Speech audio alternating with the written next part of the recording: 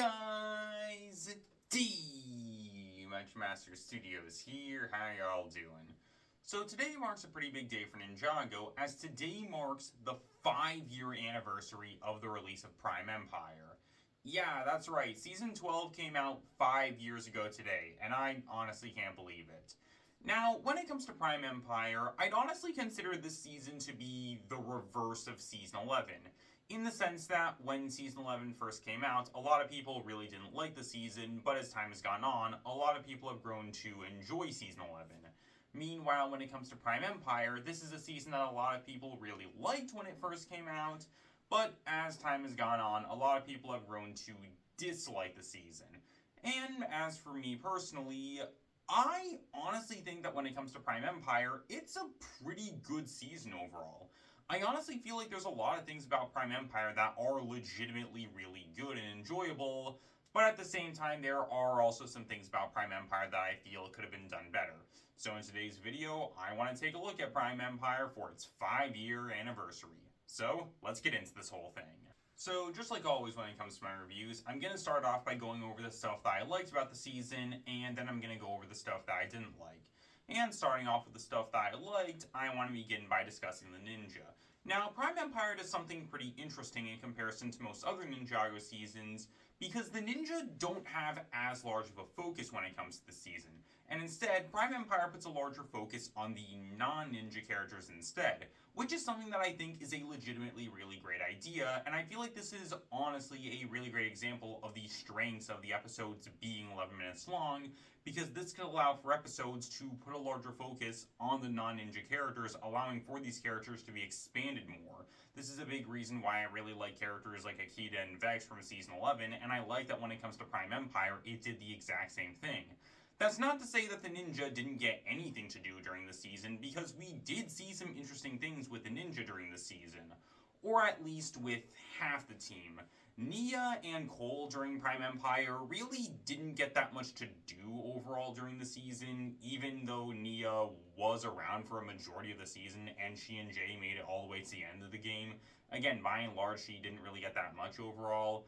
And when it comes to Zane, well, I'm going to be talking about him later on during the video.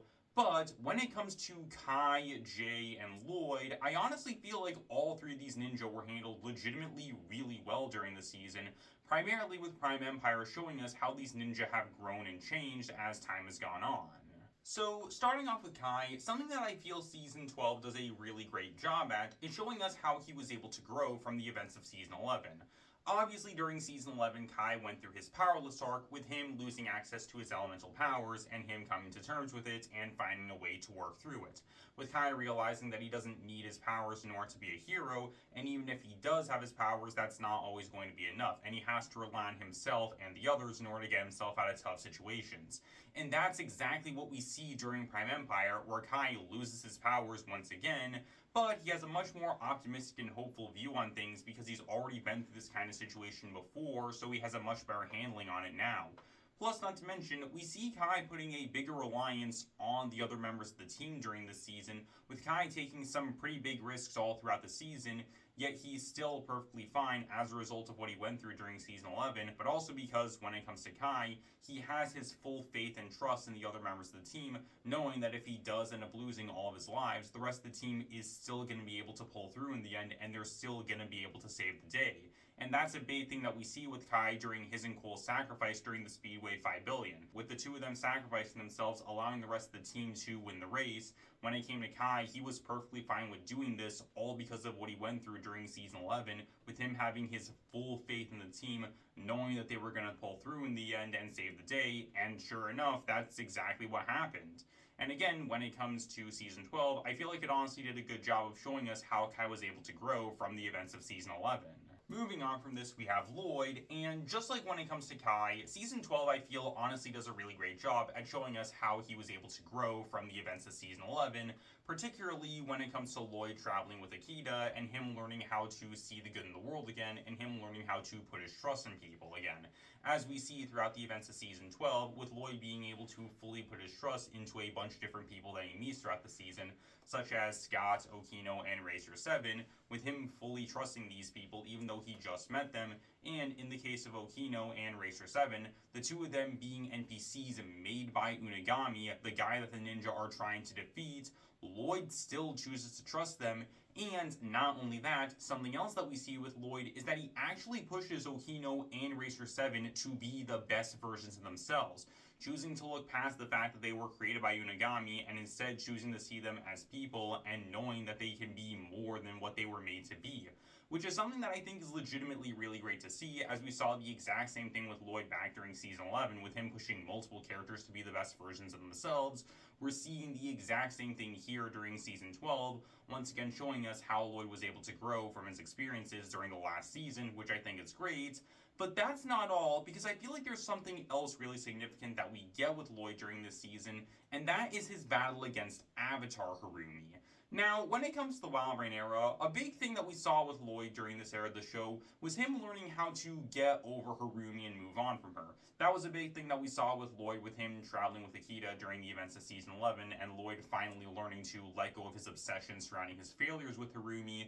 And I feel like when it comes to Lloyd's battle against Avatar Harumi, this was also able to do a big thing in order to help Lloyd get over Harumi, specifically with Lloyd finally being able to accept the idea of Harumi being a bad person. When it comes to Lloyd, we had seen that he was iffy when it came to the idea of whether or not Harumi was a bad person or if there was still some good in her, although during Season 11, Lloyd did say that Harumi was only pretending to like him, and when it comes to that moment, it shows us that Lloyd was finally able to accept the idea of Harumi being a bad person. But I feel like when it comes to Lloyd fighting against Avatar Harumi, this is where he was finally able to fully accept the idea that Harumi is a bad person, specifically when, during his fight against Avatar Harumi, when he asked Avatar Harumi what the two of them did when they met each other for the first time, and Avatar Harumi gave him the wrong answer. I feel like when it comes to Lloyd, that's when everything was finally put into place. While, yes, this moment was meant to show that this wasn't the real Harumi, I feel like at the exact same time, Lloyd also finally came to the realization that no matter what happens, and no matter what he does, and no matter what he says, Harumi is still gonna be a bad guy no matter what. And that's something that he has to accept in order to move on. And as a result of that, Lloyd was able to defeat Avatar Harumi in the end. Now, granted, this is just my own interpretation of this fight, and I could be totally wrong about that, but I still feel like when it comes to Lloyd fighting against Avatar Harumi, this was still able to have a big effect on Lloyd with him moving on from Harumi and getting over her. And either way, when it comes to Lloyd during the season, I feel like it honestly did a good job of handling him, especially with showing us how he was able to grow from the events of Season 11. Finally, though, this brings us to Jay, and once again, I think that Jay was honestly handled really well during the season. For starters, just like when it comes to Kai and Lloyd, I feel like the season does a good job at showing us how Jay was able to grow from the events of a previous season. Specifically, though, I feel like the season did a good job at showing us how Jay was able to grow from the events of Skybound.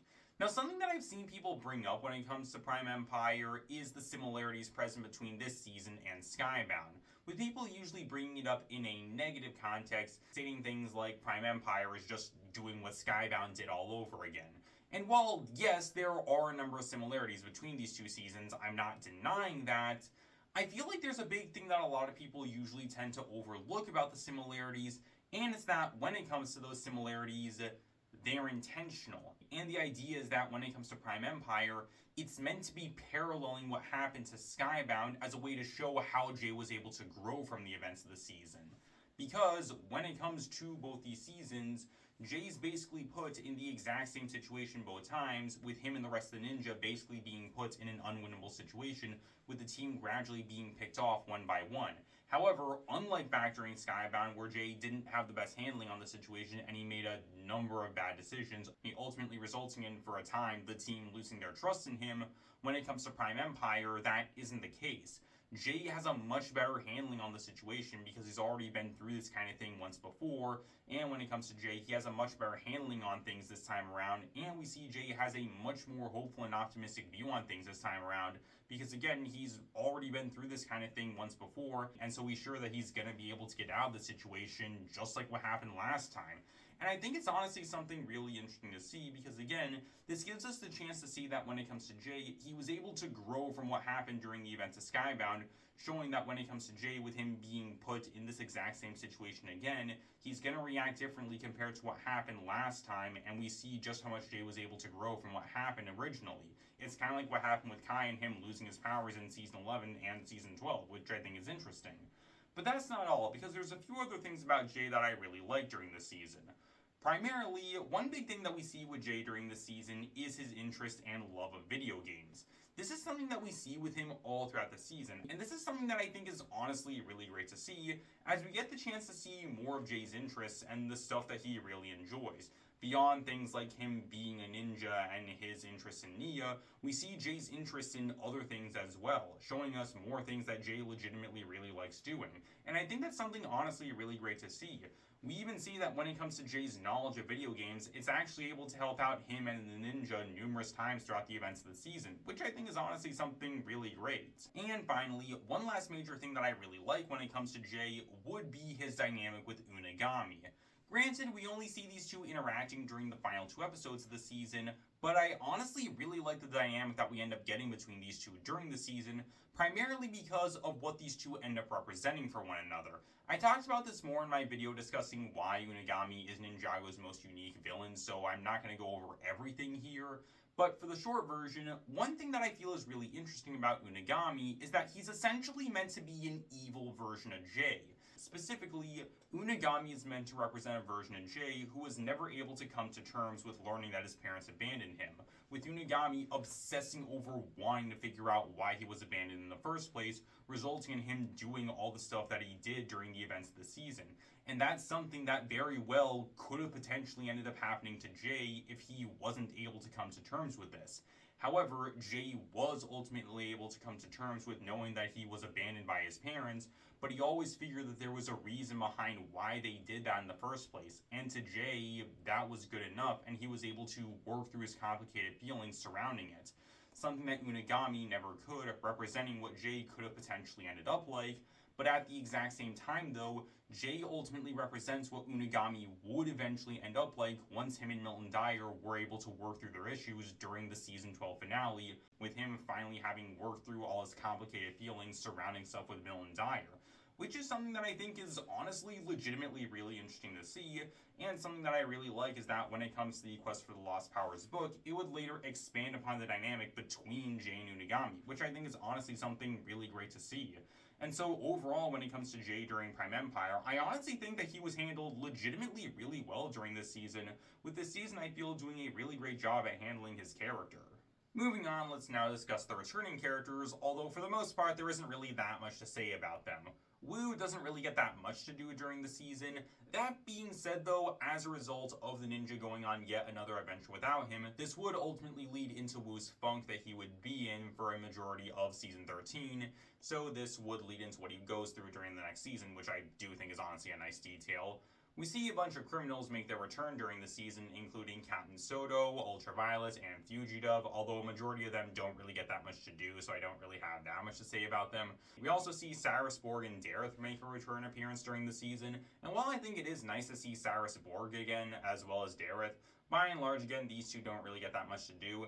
Same thing goes for Pixel, with her not being able to enter the game just like Zane, and she doesn't really get that much to do. That being said, one thing that I do really like about Pixel is how towards the end of the season, a big thing that we see with her is her rejecting Milton Dyer's idea that artificial life isn't actual life and artificial intelligence programs and robots aren't capable of feeling emotions. Something that Pixel is actively against, trying to prove to Milton Dyer that artificial life is actual life and that she is fully capable of expressing and feeling emotions. And I think that's honestly something really great to see, because that was a big part of Pixel's initial character arc back during Season 3, so that's something that I like. However, out of all the returning characters that we got during the season, there is one in particular who I legitimately really enjoyed so much, with that character being the Mechanic. As I honestly feel like when it comes to the Mechanic, I genuinely think he was the best character that we got during the season. He was absolutely fantastic this time around. So when it comes to the mechanic, prior to this, in season 6, 8, and 11, the mechanic largely made minor appearances throughout the show and didn't really get that big of a role. He was primarily there just to be a comedic relief character, and that was about it. There wasn't that much to him. But when it comes to Prime Empire, this season I feel honestly did a lot in order to expand on his character by making him a major antagonist during the season, and I think that season 12 did a legitimately great job at handling his character.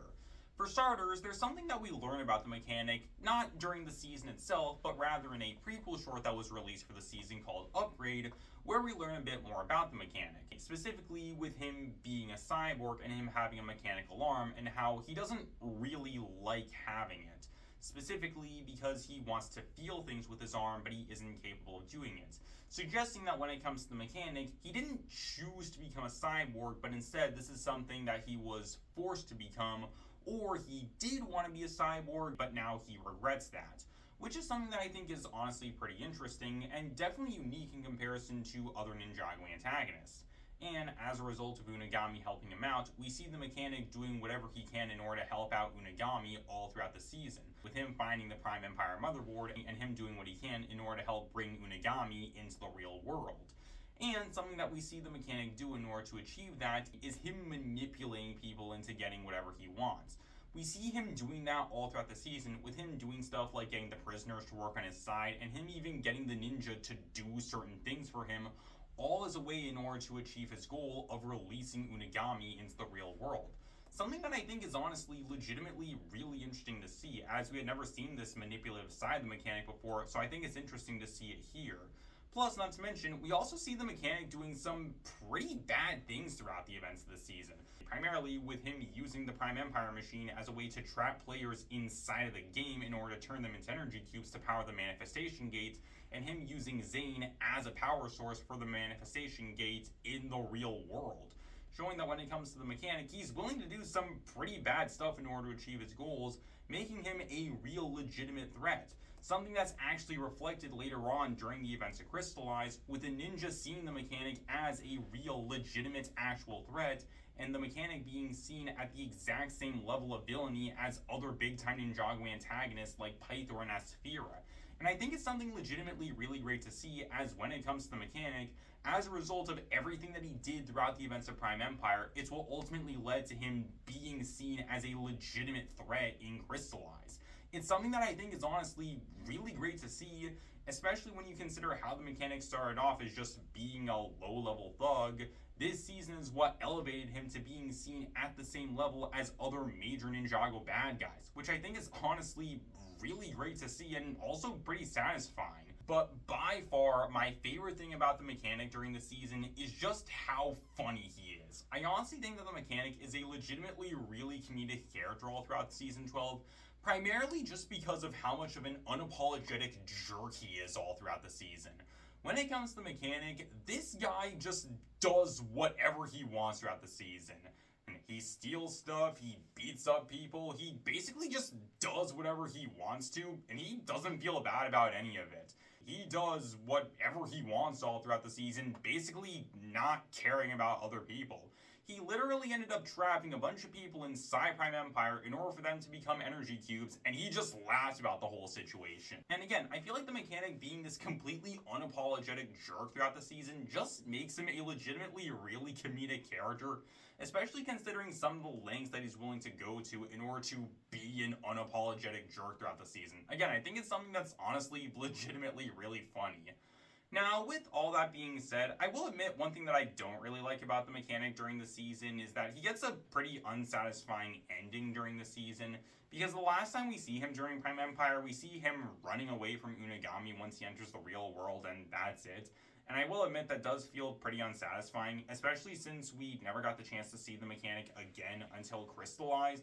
But still, for the stuff that we did get with the mechanic during the season, I honestly thought it was great. And again, I'd honestly consider the mechanic to be the best character that we got during Prime Empire. I thought he was fantastic. So, moving on from this, let's now talk about the new characters. And like I said earlier, Prime Empire puts a pretty big focus on the non-ninja characters this time around. which in concept I think is legitimately really good. In practice, though, I don't think it was really handled that well, primarily because I don't think a lot of the newer non-ninja characters that we got were particularly good, and I'm going to talk about most of them later on during the video. That being said, though, there's two new characters that I do want to talk about because I did legitimately really like them, with those characters being Okino and Unagami. Starting off with Okino, even though his story arc really only happens over the course of 4 episodes, I honestly think that Okino is one of the most interesting side characters that we've ever gotten when it comes to the show. With Okino initially starting off as a samurai wanting to guide the players throughout the forest in order to get the Kitana, we see that when it comes to Okino, he isn't very good at his job, and a lot of the players that he ends up guiding end up dying, resulting in Okino feeling really bad about things. And as we learn later on during the season, Okino was specifically designed to fail. He was specifically made as a way for the players to die so that way they could become energy cubes. And when it comes to Okino, he ends up learning that he is just a character inside of a video game, resulting in him going through a full-blown existential crisis, him not knowing what this means for him, and him not knowing if that means he's going to end up betraying the ninja at some point. However, despite that, the ninjas still see Okino as a person. They don't see him as an NPC. And so, as a result of that, Okino ends up feeling better about things. However, all that changes when he's confronted by Unagami, who reveals that, yes, he is just a character inside of a game, but if he lets the ninja die, then he will be able to bring Okino to the real world alongside him. And all Okino has to do is let the ninja die. And this is something that's pretty interesting, as it ties into a big thing that we see with Milton Dyer and Unagami, and it's a dynamic that we see between a parent and their child, and the parent doing something bad to the child. We see this primarily with Milton Dyer and Unagami, with Milton Dyer essentially abandoning Unagami, resulting in him getting really angry at Milton Dyer and wanting to seek revenge on him. And this is something that we end up seeing with Unagami and Okino, because Okino ultimately chooses to defy what Unagami wants and make his own choice, showing the ninja the weak spot of the Red Dragon, allowing them to defeat it. And we see that when it comes to Unagami, he ends up getting really mad at Okino for doing this, saying that he won't be able to enter the real world when he makes the manifestation gates. However, instead of getting really angry at Unagami and wanting to get revenge on him, Okino instead chooses not to do that. He's able to break the cycle of a parent abandoning their child, and instead, Okino decides to make his own path and chooses to become his own master, becoming a Ronin instead of being a samurai. And I think this is something legitimately really interesting to see, and pretty unique especially for Ninjago characters, because we had never really seen something like this. And I think that seeing Okino going through a story revolving around him coming into his own and him making his own choices, rather than just going along with what someone else wants him to do, I think that's something honestly really great to see. And I also like how during the final episode, we see that Okino was actually able to make his way into the real world, and he continues to defy what Unagami wants by actually helping some civilians. I think that's honestly something really great to see, and so overall, when it comes to Okino, again, I honestly think that he's one of the best side characters that we've gotten when it comes to Ninjago. And finally, we have Unagami. Now, as I stated earlier, I already made an entire video talking about Unagami, explaining why I think he's Ninjago's most unique antagonist, so I highly recommend that you go and check out that video. So, when it comes to this video, because I don't want to repeat myself too much, I am going to very quickly go over some of the things about Unagami that I like, but again, I highly recommend that you check out the original video for more information. And when it comes to Unagami, there's honestly a lot of things about him that I do legitimately really like and think are interesting, such as his very compelling dynamics with Milton Dyer, Okino, and Jay. With him, Milton Dyer and Okino having the dynamic of fathers abandoning their sons, with Milton Dyer starring the whole thing, and Okino being able to break the cycle of fathers abandoning their sons. And there's also Milton Dyer and Unagami tying directly into the major overall themes and messages of Prime Empire, specifically relating to stuff with artificial intelligence, specifically with there being two big questions in particular. One, is a creator responsible for its creation's actions? And two, is artificial life actual life? There's also what I brought up earlier about Unagami representing an evil version of Jay, showing what he could have potentially ended up like if Jay wasn't able to come to terms with his parents abandoning him, while Jay would represent what Unagami would ultimately become when he and Milton Dyer were able to work through all their issues. And there's also Unagami not having any outward malicious goals, but instead Unagami just wanting answers as to why he was made in the first place and why he was abandoned, with Milton Dyer ultimately never giving him those answers, and Unagami essentially being a child who never had a dad growing up, ultimately resulting in him ending up the way that he did. Again, when it comes to all this stuff, I would recommend that you watch the initial video for more information, because there I go much more in depth when it comes to these things. But overall, when it comes to Unagami, I think that he is a legitimately really great and compelling character when it comes to the show. And again, I honestly think that he is the most unique antagonist that we've ever gotten when it comes to the show. So moving on from the characters, let's now talk about the production value of the season, which, as per usual, was absolutely fantastic. When it comes to the voice actors, like always, I think all of them did an absolutely fantastic job at voicing their characters during the season. I think that all of them did a legitimately really great job, as they usually do. After this, there's then the music, which once again I think is absolutely fantastic. And when it comes to Prime Empire, I honestly really like how all throughout the season, there's a lot of retro-sounding music tracks all throughout the season, really leaning into the whole video game aesthetic of the season, and it makes Prime Empire feel like a legitimate video game. It's something that I think is honestly really good, and honestly, I feel like if this were a soundtrack for a legitimate video game, I think it's something that would honestly really work. The only thing that's really missing is the lyrical song playing during the end credits, and this season would have been golden. And finally, there's the animation, which once again is absolutely fantastic. I've said it before and I'll say it again, but I love WildBrain's animation. I think that their emphasis on squash and stretch animation is honestly a really great thing, as it allows for some genuinely really great looking visuals, especially when it comes to fight scenes and fight choreography. Something that we get all throughout the season, with a lot of the fights looking genuinely fantastic, especially the Lloyd versus Avatar Harumi fights. I think that's one of the best looking fight scenes in all of Ninjago. It looks absolutely incredible. And the animation in general during the season, I think looks legitimately really good, especially when it comes to the way things look inside of the Prime Empire game itself. Things I think in the game look absolutely fantastic, with the lighting and the way everything is designed with this whole futuristic-y look. I think it's honestly really great. And the way that some of the things look in the game, once again reflecting the actual video game aesthetic of Prime Empire, I think is really great.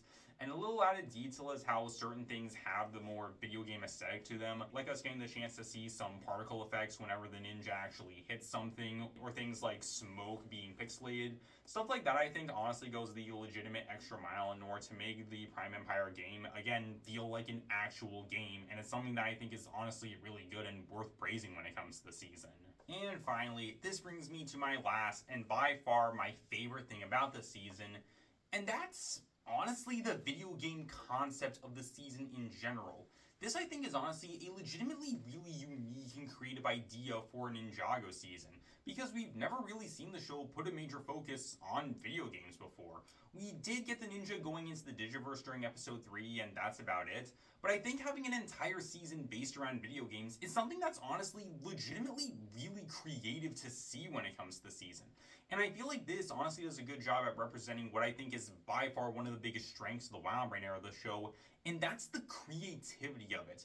I honestly feel like when it comes to the WildBrain era, it ended up being the most creative and innovative Ninjago era of all time, primarily because of all the various concepts that we can end up getting either for the episodes or for the seasons. And having an entire season being video game themed, I think that's honestly something legitimately really creative when it comes to the show.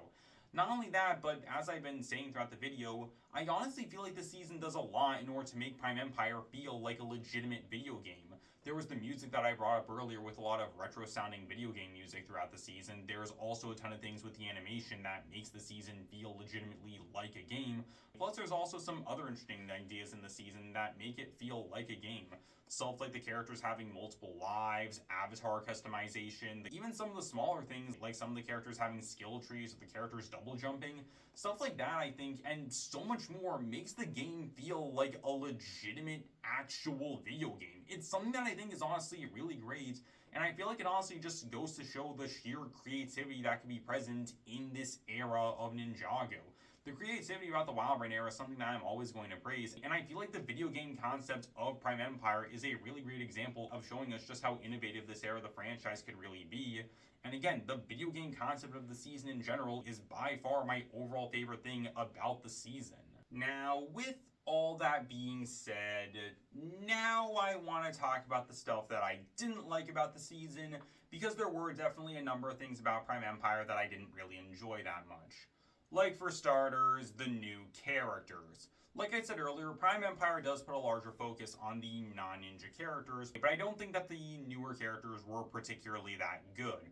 With the exceptions of Okino and Unagami, I don't think the rest of the new characters that we got were particularly that good. Milton Dyer, I think, was alright during the season, and he was able to work well enough during it. And I feel like he was able to tie in really well to the overall themes and messages of Prime Empire. I think that was good. That being said, though, I just don't think that Milton Dyer is a particularly interesting and compelling character. And to be honest, at times he did feel a bit too similar to Cyrus Borg, if I'm being honest. After this, we then have Racer 7, where once again I think that she was alright during the season, but my biggest problem with her is that when it comes to Prime Empire, the season basically just gives her the exact same story arc that Okino went through earlier on during the season. Now, I don't think that Unagami and Racer 7 having similar stories is necessarily a bad thing, but I feel like a problem does arise when the season gives Racer 7 half as much focus as Okino does. Because Okino had 4 episodes dedicated to his story arc and what he went through during the season. Racer 7, by comparison, only has 2, and that's it. And I feel like limiting Racer 7's story to only being 2 episodes results in the story feeling a bit underwhelming and at times kinda rushed, which is something that I wasn't really a big fan of. And while I think that Racer 7 overall is alright, I do feel like there were some things about her that could have been better during the season. And finally, that leaves us with Scott. And I'm going to be honest with you guys, I really don't like Scott, and he is definitely one of my least favorite Ninjago characters. I do not like Scott. For starters, I just thought that Scott was honestly really unlikable during the season, primarily with him being negative towards just about everything during the season, and him being constantly against the idea of the ninja going out and doing stuff to try and stop Unagami. And I understand that it's meant to be a part of his character because he's been stuck in the game for 30 years, so he's gotten really pessimistic towards things. I understand that, but at the same time, I feel like the show honestly just made Scott a bit too unlikable during the season. Another problem that I have with Scott is that we don't really learn that much about him during the season. The only real things that we end up learning about Scott during Prime Empire is that he was the initial playtester of Prime Empire, which I do think is honestly something interesting, and that he's been stuck in the game for 30 years, but that's about it. We don't really learn anything else about him during the season. We know that Scott lost 3 lives at some point while he's been in the game, but we never learn how he lost those lives other than just he did at some point. We also don't really learn how Scott ended up in the position that he was in while he was in Prime Empire. We just see that he's already in this position where he's a mechanic working for the League of J, and that's it. I think it honestly would have been interesting if we got a backstory episode for Scott showing us what things were like for him inside the game and what he's gone through over the course of 30 years. I think that honestly would have been something legitimately really interesting to see because, again, we don't really learn that much about Scott, and as a result of that, Scott honestly felt kind of underdeveloped during the season. And then, finally, there's my last and by far my biggest overall problem with Scott. Scott does basically nothing throughout the season. All throughout the events of Prime Empire, while the ninja are constantly going out and doing stuff, Scott is just in his garage the entire time, and he doesn't really do that much to contribute to the overall plot of the story. And again, I understand why he does this. It's because he's been stuck in the game for 30 years and he's worried about losing his last life. I understand that. But again, when it comes to Scott, we don't really see him that much during the season, and we don't really see him doing all that much throughout it. He barely gets any real screen time or focus throughout the events of the season, and so as a result of that, again, Scott does basically nothing throughout the season. Except for one instance during the season where we see him fending off the Red Visors, giving the ninja the chance to escape and get to the Speedway 5 billion. However, as a result of Scott doing this, he ends up dying in the process. And honestly, I don't really think that this death scene is as emotional as the show wanted to be, primarily because, well, as I stated earlier, Scott, I think, was honestly pretty unlikable during the season. We didn't learn that much about him, and Scott barely did anything during the season. So when it comes to this scene, I honestly don't really think it comes off as emotional as the show wanted to be. I feel like if we got the chance to see Scott doing a bit more throughout the season, or if we learn some more things about him, then I feel like this death scene could have been a bit more emotional. But given the stuff that we did get with him during the season, again, I honestly don't really think it's as emotional as the show wanted to be. And overall, when it comes to Scott, like I said, he's honestly one of my least favorite characters in all of Ninjago. I really do not like Scott. So, moving on from that, another issue that I have with Prime Empire would be the season's over-reliance on YouTube Shorts. Now, when it comes to Prime Empire, there were a series of shorts that were released in order to go alongside the season. Now, this is nothing new, as this has happened with multiple Ninjago seasons, where shorts will be released in order to coincide with the season. That's perfectly normal. The thing is, though, when it comes to these shorts in particular, they're meant to act as canon shorts taking place prior to the events of the season and certain events happening, and these shorts actually explain certain things that happen, yet the season itself doesn't really do anything to actually acknowledge any of these shorts, save for one instance, leaving a bunch of pretty big information about the season inside of these shorts, while again the season itself doesn't really do anything to acknowledge them. And there's some big pieces of information that are revealed in these shorts, such as how Jay and Nia were really good at dancing during the episode One Step Forward, Two Steps Back, which is the only short that's actually directly acknowledged by the show. But then there's some other things, such as showing us how Jay and Scott met each other for the first time. That's something that season 12 doesn't do anything to explain. And then you have the mechanic and Unagami working together. That's another thing that Prime Empire doesn't actually explain, because it's something that's explained in the short, but not in the show. Now, I don't think it's necessarily a problem that Ninjago has information being placed in external media instead of being in the show itself. We've gotten that plenty of times when it comes to the franchise, like with the Quest for the Lost Powers book. The issue, though, is that when it comes to the season, it basically expects you to have watched these shorts prior to going into the season, because again, when it comes to some pieces of information for the Prime Empire season, it's explained in the shorts and not the show itself, which I do think is a bit of an issue, because that results in some things in the season going unexplained, because a bunch of stuff effectively happens off screen, essentially. Because again, when it comes to that information, it wasn't actually in the show, which is something that I'm not really a big fan of. Also, something that is somewhat related to this when it comes to things happening off screen, that is something else that does occasionally happen during the season that I'm not really the biggest fan of. Stuff like, for example, the ninja learning about the Kitanas, that's something that happens completely off screen. Additionally, when it comes to the ninja ending up in certain locations, that also happens off screen, which is something I wasn't necessarily a big fan of. Although I don't really think this issue is as big as some people make it out to be, it is still something that I wasn't really a big fan of when it came to the season. And finally, this brings me into my last and by far my biggest problem that I have when it comes to Prime Empire, and that is the season's handling of Zane. Because I do not think that Zane was handled well during the season. For starters, there's Zane not being able to go inside the Prime Empire game, with the show explaining that because of the corrupted code of the game, it means that Zane and Pixel aren't able to enter the game because it could potentially mess with their programming. Something that I honestly think is kind of strange, because Zane was able to go into the Digiverse back during Season 3, back when it was corrupted by the Overlord virus. So, a video game containing a virus that's literally the physical embodiment of all evil and darkness, it's perfectly fine for Zane to go in there, but him going inside of a video game that's been programmed by an artificial intelligence nowhere near as powerful or as evil as the Overlord poses a problem to him. That, I'd argue, doesn't really make a lot of sense. Now, I think that Zane not going inside the game isn't necessarily a big problem, especially since the season does actually give Zane something to do, with him and Pixel trying to find Milton Dyer. The issue, though, is that the season barely focuses on this, as the season doesn't really do that much to show us what's going on in the real world. Instead, the season puts a larger focus on what's going on in the video game, which makes sense because Prime Empire, the game, is a major focus of the season. But as a result of that, we don't really see that much of what's going on in the real world, meaning that we barely get the chance to see Zane during the season. And we had just gotten an Ninjago installment where Zane didn't get that much screen time during the events of the Ice chapter, but even then, Zane still had a large role during the season with him being the Ice Emperor, so technically Zane was still there during the season. So I think it's honestly pretty weird that we ended up going 2 seasons in a row where Zane himself didn't really get that much screen time. I think that is honestly kind of strange. Also, speaking of the Ice Emperor, that's another big thing that I want to bring up.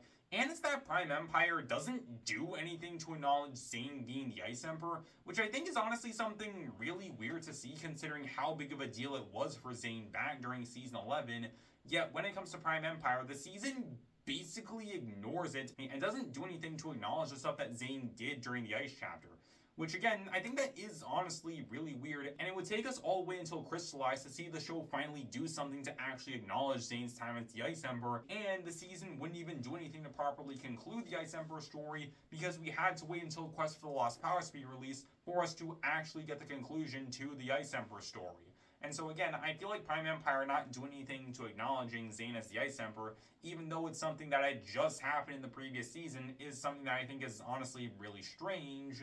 However, by far my biggest overall problem with Zane during Prime Empire is one thing in particular that we got with him, and that was Zane during the episode Ninjago Confidential, with him becoming a detective.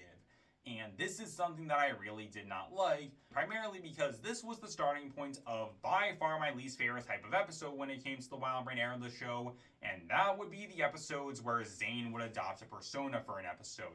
Episodes where, like I just said, Zane would adopt a persona and he basically wouldn't act like himself. Something that to me doesn't really make a lot of sense at all, given how Zane is a really serious character. Yet these episodes feature Zane acting completely differently compared to how he does normally. Something that I think honestly is really strange and doesn't really feel like something that Zane would do. When it came to Zane acting like a pirate back during Season 5, that made sense because Jay was messing with him. But this time around, when it comes to this episode, as well as some of the future episodes, we have Zane willingly choosing to act this way. Something that I'd argue doesn't really make a lot of sense considering how serious Zane is. I don't think that when it comes to Zane, he has to be serious all the time, and I feel like Zane doing something comedic is something that can work, but I feel like it's something that can work if it makes sense with Zane's character. Zane willingly choosing to adopt a persona and act completely differently compared to how he does normally is something that I'd argue doesn't really make a lot of sense for him to do.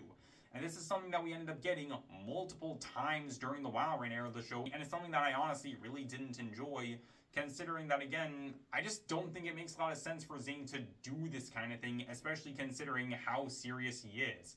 And when it comes to Prime Empire, this season acts as the starting point for Zane doing this. And so overall, when it comes to Zane during Prime Empire, I honestly really did not like the way that he was handled during the season. I thought it was honestly pretty bad. That being said though, I do feel like when it comes to Prime Empire, this, I'd argue, is where Zane was at his weakest during the WildBrain era of the show, and I do feel like things for him would be better in other seasons. But still, when it comes to this season in particular, I don't really think he was handled that well.